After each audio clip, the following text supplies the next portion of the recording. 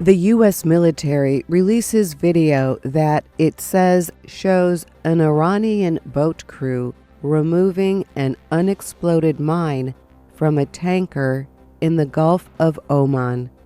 Hours later, President Trump blames Iran for the Thursday attack on 2 oil ships. Iran denies involvement. In New Zealand, the accused gunman in the March mass shooting at 2 mosques in Christchurch pleads not guilty. And South Korean soldiers guide visitors as they explore an area in the demilitarized zone between the 2 Koreas. The DMZ Peace Trail opened in April.